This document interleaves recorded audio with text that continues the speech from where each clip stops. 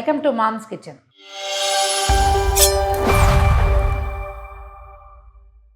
సాయంకాలాలు సాధారణంగా మనం ఏ చపాతీలో జొన్న రొట్టెలో లేకపోతే రాగి రొట్టెలు పరాటాలు ఏవో రకరకాలు చేసుకుంటాం కదా. జొన్న పిండితో రొట్టెలు చేయటం ఎలాగో చూసాం. అంటే ట్రెడిషనల్ వే కాకుండా కొంచెం ఈజీ వే చూపించేసాం. ఒకవేళ ఎవరికైనా కావాలంటే మన మామ్స్ కిచెన్లో దొరుకుతుంది చూడండి. సింపుల్గా జొన్న రొట్టె చేసుకోవటం. అయితే ఇప్పుడు అంతే సింపుల్గా జొన్నతోటి పరోటా చేసుకోవటం చూద్దాం. జనరల్గా మనకి పరోటా అంటే ఇలా పొరలు పొరలుగా వచ్చేదని, కానీ కాదు. పంజాబీ పరోటా చూస్తాం మనం. పంజాబీ పరోటాల్లో ఏం చేస్తారు, కూర ముక్కలన్నీ గోధుమ పిండిలోనో జొన్న పిండిలోనో డంప్ చేసేసి ఒత్తేసి కాల్చేస్తారు.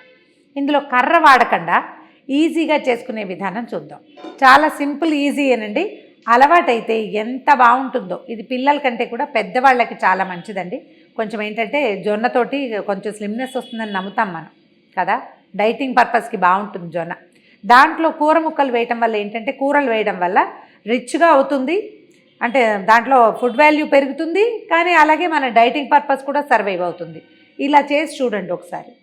ఒక కప్పు జొన్నపిండి తీసుకుందాం. ఫ్రెష్ జొన్నపిండి అయితేనే బెటర్ అండి.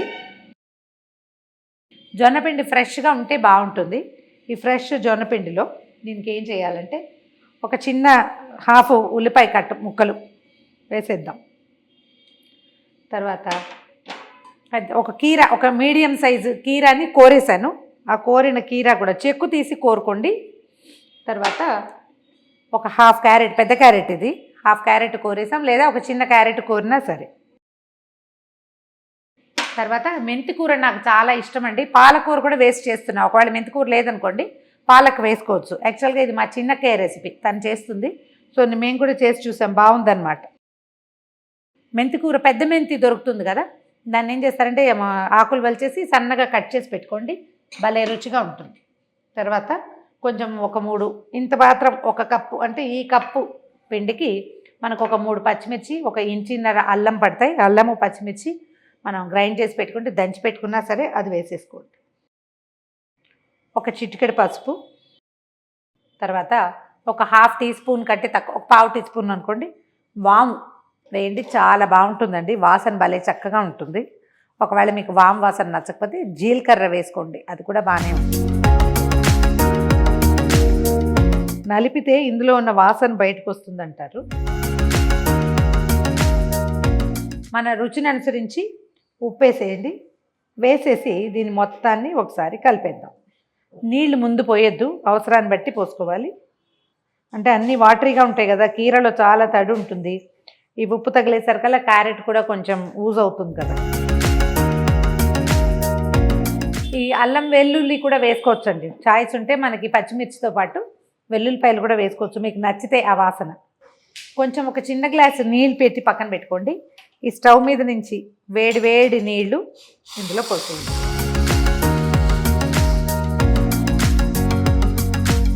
ఒకసారి వేడి నీళ్ళతోటి కలిపితే, జనరల్గా జొన్నకి ఏంటంటే హాట్ వాటర్ దానికి అవసరం అని చెప్తారు.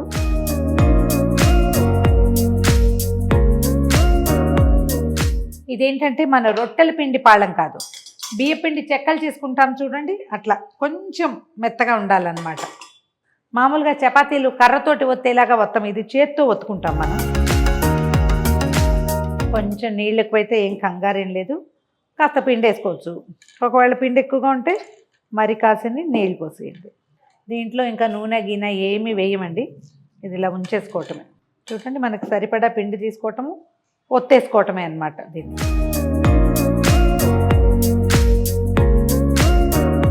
ఓ పెనం పెట్టుకుందాము.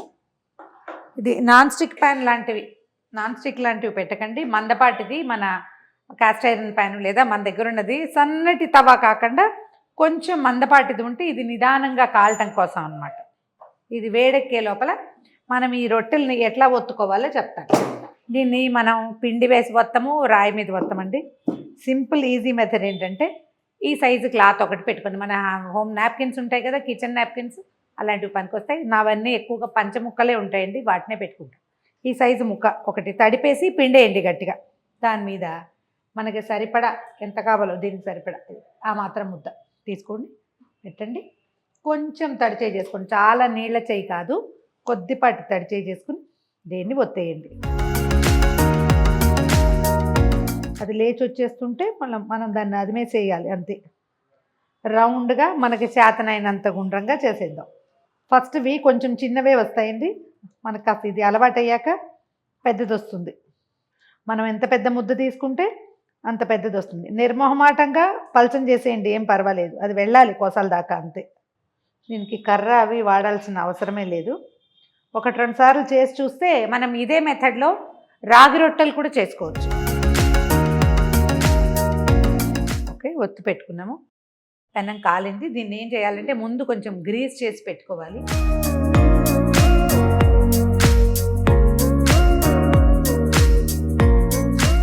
అలవాటుని బట్టి మీ దగ్గర బ్రష్ ఉంటే బ్రష్, లేదా ఏదైనా చిన్న క్లాత్ని పుల్లకు చుట్టి వాడుకుంటారా, మీ ఇష్టం. దాన్ని గ్రీస్ చేసేయండి. తర్వాత దీన్ని ఈ క్లాత్తో సహా దీని మీద వేసేయండి.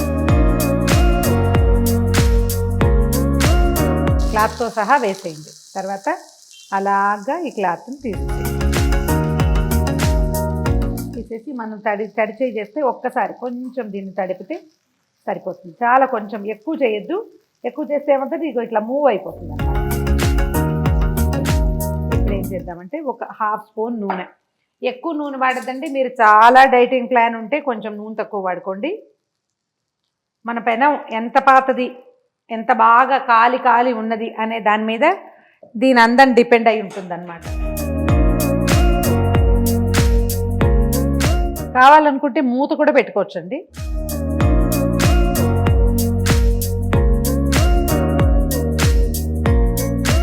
రెండు వైపులా ఒక్క చుక్క నూనె వేసి కాల్చేసేయండి. కాలేక తీసుకోవటమే. ఇప్పుడు చూడండి ఎంత బాగా అన్ని పక్కల కాలింది. రెండో వైపు కూడా ఒక చుక్క నూనె వేయండి. ఒకవేళ మీది చాయిస్ దేశీ ఘీ లాంటివి ఏమైనా, మంచి నెయ్యి మన దగ్గర కాచుకున్న నెయ్యో కొనుక్కున్న నెయ్యో ఉంటే కనుక అది వాడుకోండి, ఇంకా హెల్తీగా ఉంటుంది. మేము ఆయిల్ వేస్తున్నాం కానీ నెయ్యి వేస్తే భలే రుచిగా కూడా ఉంటుంది. రెండో వైపు కూడా కాలేక తీసేసుకోవటమే.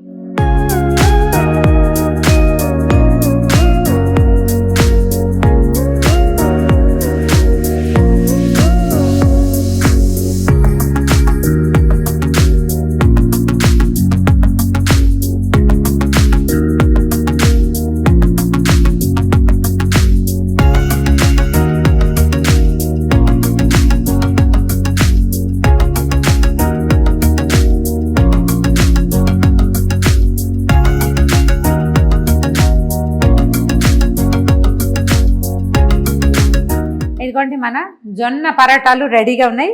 ఇలా చేసుకోవటమే. ఒకదాని తర్వాత ఒకటి కాల్ చేసుకోండి. ఒకదాని ముక్క విరిచి చూద్దాం. సింపుల్గా తునిగి వచ్చేస్తుంది.